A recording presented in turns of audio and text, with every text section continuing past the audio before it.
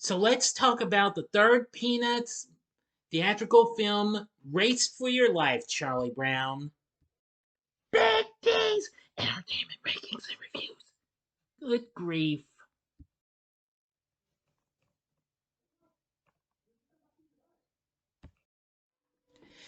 So, greetings, my fellow YouTubers, and welcome to Big D's Entertainment Rankings and Reviews. My name's Doyle, better known to as the Big D, and this time around I bring to you a review of the 1977 animated adventure comedy flick Race for Your Life, Charlie Brown, released by Paramount.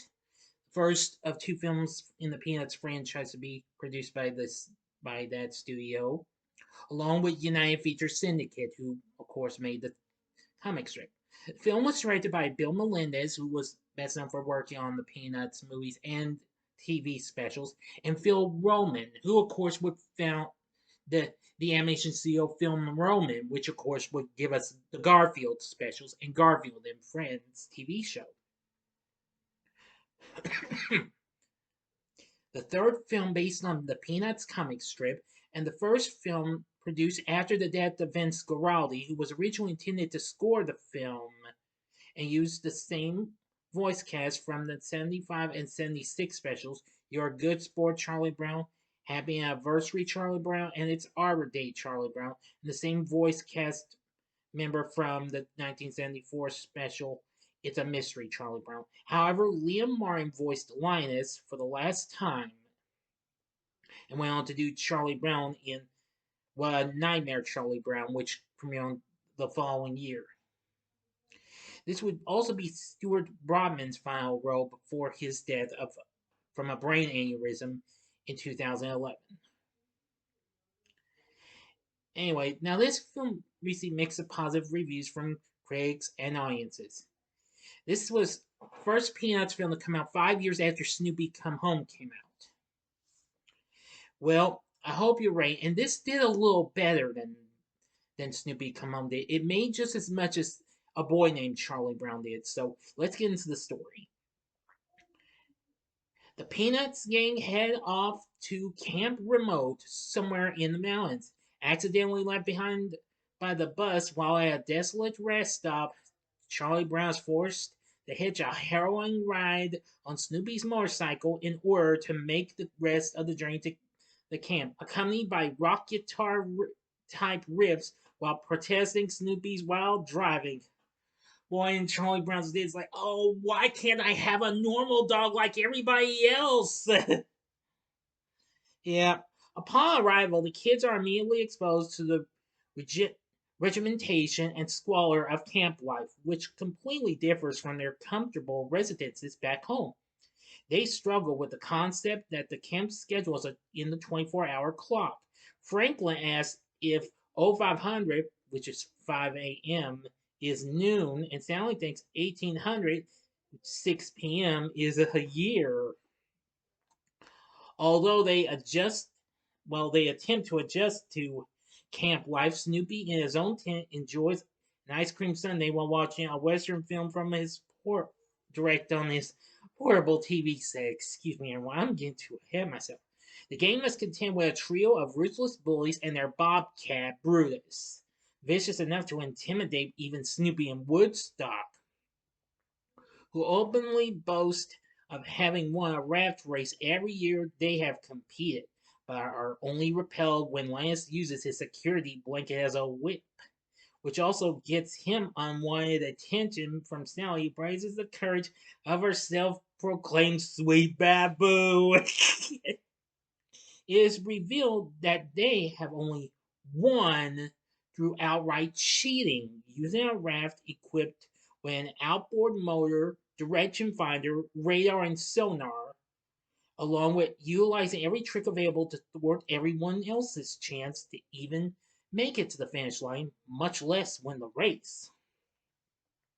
The kids are broken into three groups: the boys group consisting of Charlie Brown, Linus, Schroeder, and Franklin; the girls group consisting of Peppermint Patty, Marcy, Sally, and Lucy, and then Snoopy and Woodstock.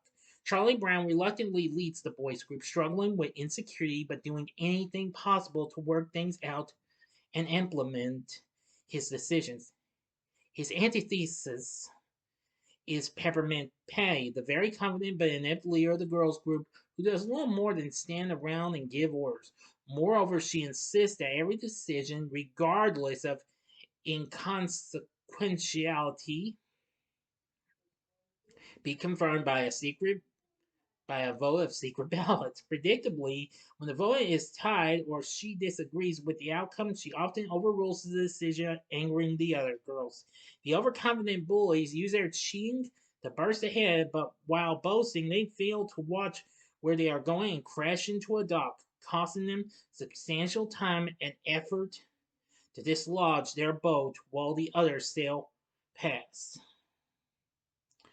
The group see many unique sites along the river race, such as mountains, forests, and a riparian logging community of houses built on docks. However, they also run into different obstacles, getting lost, stranded, storms, blizzards, and sabotage from the bullies. Snoopy abandons the race to search tirelessly for Woodstock when a storm separates them. Finding an abandoned cabin to retire for the night, was spooked by a bear that was at the door when he was trying to sleep, as was the bear when seeing Snoopy. After a long search, they manage to find each other and are joyfully reunited. Later reuniting at the abandoned cabin where the girls claimed it for the night, kicking the boys, including Snoopy and Woodstock, outside where they had to camp in the snow. Charlie Brown grows increasingly into his leadership role. Ultimately, after the bullies sabotage everyone else's rafts, the boys and girls teams merge. Although blamed for problems, Charlie Brown handles them well. For instance, when the team is trapped on a water wheel, he decides as the leader to remove the obstacle. Now then, I'm going to the ending. You know, procedure 5 sentences of this video. Go to the description box below if you've seen the movie. Continue. Sorry, I'm getting ahead of myself, okay, for this countdown. Okay, you've been warned. Thanks to Charlie Brown's growing self confidence and leadership, the gang has a good chance of winning the race at its climax. After overcoming considerable odds, unfortunately, Peppermint Patty incites the girls to celebrate prematurely after accidentally knocking the boys overboard. They attempt to rescue them, only to fall overboard themselves. Seizing the opportunity to pull ahead, the bullies gloat about their apparently imminent victory. However, their brash overconfidence in fighting and constant carelessness during the race has seen them become involved in numerous mishaps, substantially damaging their raft. Just shy of the finish line, their raft finally gives out and sinks, leaving Snoopy and Woodstock as the only contenders left. Bruce slashes Snoopy's inner tube with a claw, but Woodstock promptly builds a raft of twigs with a leaf for a sail and continues toward victory. When Bruce is about to attack Woodstock, Snoopy punches him, and Woodstock wins the race. Conceding defeat, the bullies vow vengeance next year, but their threats are humiliatingly stopped when Snoopy clobbers and punches Bruce for threatening Woodstock again, sending a terrified Bruce scampering away. As the gang boards the bus to depart for home, Charlie Brown decides aloud to use the experience as a lesson to be more confident and assertive, and to believe in himself. Unfortunately, right after he finishes speaking, the bus leaves without him once again, forcing him to hitch another ride with Snoopy and Woodstock on his motorcycle as the credits start rolling. End of story. So, what did I think of I'm getting? There I go again. You know, all right, what did I think of Race for Your Life, Charlie Brown? Well, I have to say, I absolutely do love this movie. I mean, just as much as I love The Boy Named Charlie Brown and Snoopy Come Home, Race for Your Life, Charlie Brown, I think it's very good. And like the latter two, it has its own theme song, which is really good. And I like the music from Ed Bogus, which that was good too. But I gotta say, its story is just so much fun. What have you? I like our voice acting cast that include Duncan Watson as Charlie Brown, Bill Melendez once again doing Snoopy and Woodstock, Gail Davis doing Sally, Melanie Kahn doing Lucy, Liam Martin as Lioness. Let's see. Stuart Broadman, his final performance is Peppermint Pay. Jimmy Aarons as Marcy. Greg Velte as Schroeder and the camp announcer. And Tom Miller as Franklin and the first bully. The other bullies are voiced by Kirk Jew and Jordan Warren. There are some others that appear, including Violet, Pay, Pigpen, Frida, and Roy from the Peanuts game, but they have silent roles, however. So overall, I think Race for Your Life, Charlie Brown was really cool. I really liked the rafting scenes and what have you. How we go from one raft to another and what have you. Yeah, especially when Snoopy and Woodstock are going through dark tunnels and what have you. Yeah, that was really something. Anyway, I think Race for Your Life, Charlie Brown has its moments, but it's still a fun ride if you know what I'm saying. So overall, would I recommend this movie? I would say yes.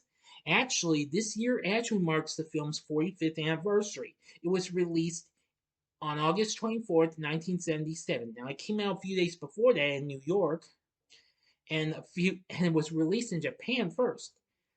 Anyway, the film did much better than Snoopy Come Home, despite the mixed to positive reactions. The film went on to make 3.2 million actually. After this, Paramount would give us another film in Bon Voyage, Charlie Brown Don't Come Back, which that's the film I'll be reviewing next time. So, what did you think of Race for Your Life, Charlie Brown? Let me know in the comments section below. If you like this video, click the like button, subscribe, and be a part of the Big D Nation. And join me next time when I bring to you my review of Bon Voyage, Charlie Brown, and Don't Come Back. Thanks for watching, and if you like this, check out my reviews for the first two Peanuts films. The upper left-hand corner is my review of A Boy Named Charlie Brown. The upper right-hand corner is my review of Snoopy Come Home. Or if you would like a little something different, go to the bottom left-hand corner and see my recent review of Disney and Pixar's Coco. And the bottom right hand corner is the button you can click to subscribe. If you like rankings and reviews on movies, TV, music, video games, etc., then I'm your guy. Thanks for watching. Until next time, I'm the Big D saying, see ya.